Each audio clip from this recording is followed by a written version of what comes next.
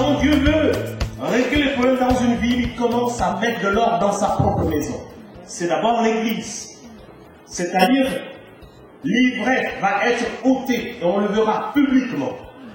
Tout ce qui se faisait en cachette, et on les traitait le dimanche, et de lundi à samedi, on plonge comme un sous-marin nucléaire, on ne voit plus, et puis on fait tout ce qu'on veut dimanche, on ressort. Tout ça, Dieu met ça à découvert. Et la crainte de Dieu va commencer à rentrer dans les cœurs. C'est-à-dire, quand tu rentres dans ce lieu, tu ne rigoles plus. Tu sens que cet endroit est un endroit redoutable, où Dieu agit avec puissance. Alléluia. Amen. Alors, ça sont des signes. Mais il veut un peuple dont le cœur est disposé.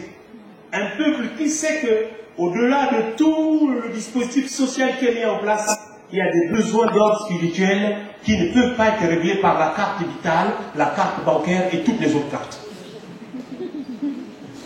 Ah oui. Et puis c'est vrai, hein. Donc il y a ces besoins-là. Vous savez pourquoi les gens sont un peu inactifs dans le Seigneur ici? Ils se disent, mais qu'est-ce que je vais aller apporter à ces personnes? Ils ont tout. Non, c'est faux, ils n'ont pas tout. Il y a un grand besoin dans ce pays, mais qui est difficile à percevoir, parce que les gens donnent l'apparence d'avoir tout, mais il leur manque l'essentiel, Jésus. Amen. Alors apportez-leur Jésus. Et ceux qui annoncent l'évangile, pourquoi la Bible dit-il qu'ils sont beaux les pieds de ceux qui annoncent l'évangile? Apporter l'évangile, c'est ce qu'il y a de plus grand sur cette terre. C'est de parler aux hommes de leur Créateur. C'est normal. Tout à fait normal. Porter l'évangile avec assurance, avec autorité. Porter l'évangile comme un sapeur-pompier qui va éteindre le feu dans une maison où il sait qu'il y a des bébés qui sont là-dedans, ils vont mourir si je n'éteins pas le feu. C'est comme ça qu'on apporte l'évangile. On apporte l'évangile en prenant conscience du risque, du danger dans lequel se trouvent ceux qui n'ont pas encore reçu Jésus. Mais si nous-mêmes, on ne prend pas conscience du danger, alors il n'y a pas de raison à porter l'évangile. On se regroupe entre nous, on entend nos cantiques, on fait nos petits repas fraternels entre nous-mêmes et les autres qui restent. Alors, pour témoigner de Jésus-Christ, il faut savoir qu'il n'y a pas d'autre possibilité de salut. Il y a certains chrétiens qui pensent qu'il y a une autre possibilité de salut. Non, il n'y a de salut qu'en Jésus-Christ. Alléluia. Amen. Alors, il se passait des choses dans le texte que nous allons lire, Actes chapitre 2. C'est parce qu'ils persévéraient dans l'enseignement des apôtres, dans la communion fraternelle, la fraction du pain et la prière. Il se faisait au milieu d'eux des signes, des prodiges et des miracles.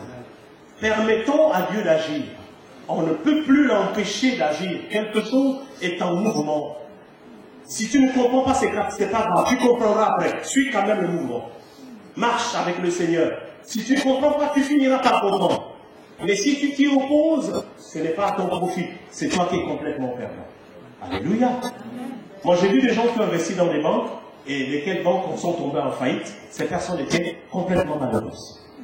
Mais si tu investis en Jésus, tu ne perds rien du tout. Il est le commencement et la fin. Il est l'alpha et l'oméga. Ce qu'il dit de sa bouche, de sa main, il l'accomplit. Aujourd'hui, Jésus agit encore. Alors, ces deux cas de malades que vous avez vus, il y a un qui était sur un lit, là, couché depuis longtemps, 38 ans, et un autre qui a été porté sur une espèce de brancard par ses collègues. Alors, il y a certains lits qui nous retiennent, qui nous empêchent de répondre à l'appel de Dieu.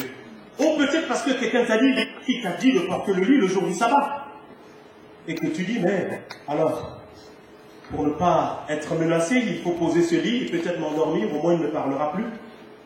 Il y a certains lits dans lesquels les chrétiens sont restés couchés alors que Jésus voulait qu'ils se lèvent.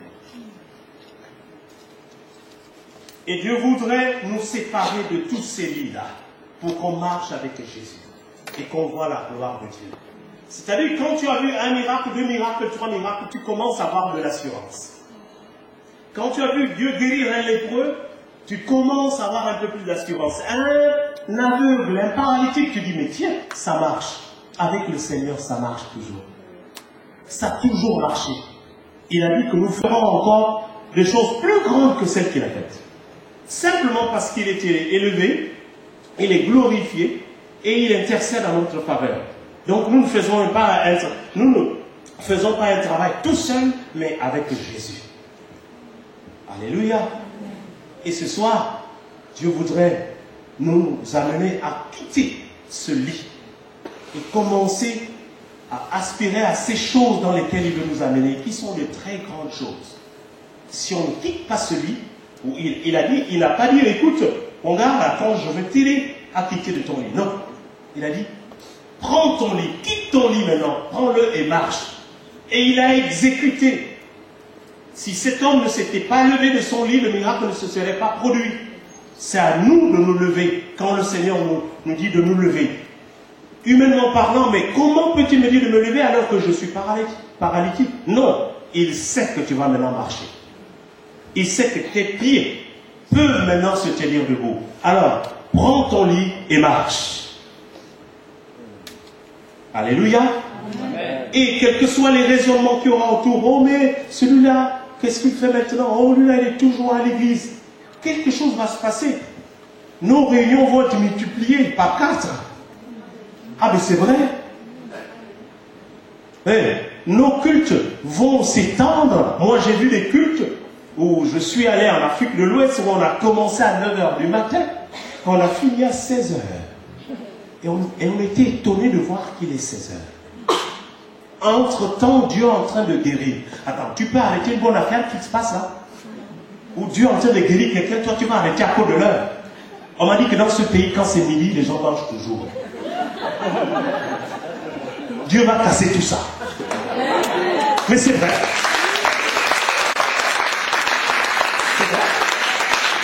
Dieu ne marche pas avec les principes des hommes. C'est-à-dire, quand tu veux suivre Dieu, il faut accepter ses principes. Et quand on suit les principes de Dieu, quelque chose se passe. Alors, Dieu est en train de guérir. Êtes-vous prêts à entrer dans les choses que Dieu nous propose, qui sont pour notre bien? Et alors, on entendra parler de notre assemblée ici, on entendra parler de ce pays à partir de ce que Dieu verra ici. Amen. Amen. Il y a des choses que les hommes politiques ne vont jamais régler. Les responsables, c'est vous et moi. Amen. C'est vrai. Une lourde responsabilité. À beau marcher avec les pancartes et les mégaphones pour crier, il y a certaines choses qui ne se régleront que par les enfants de Dieu. Parce que la création attend avec un ardent désir la révélation des fils de Dieu. Et ça, on ne peut pas le changer. Donc ce soir, on va terminer par là. On va peut-être se lever si vous le voulez bien. On va faire une prière de foi. Comme cet homme qui s'est levé de son lit, oubliant tout son passé, oubliant qu'il était paralytique, considérant ce que Jésus lui proposait, et qui a commencé à marcher avec son lit. Accepter de marcher, de sortir de la léthargie pour marcher avec Jésus, parce que le chemin est encore long. Et beaucoup d'âmes à gagner. Beaucoup de brebis sont hors de la bergerie. Oh, merci Seigneur. Que chacun crie vers son Dieu. Soyons un peuple capable de crier à Dieu. Soyons un peuple qui sait ouvrir la bouche et crier vers le Seigneur. Quand il le faut, on sait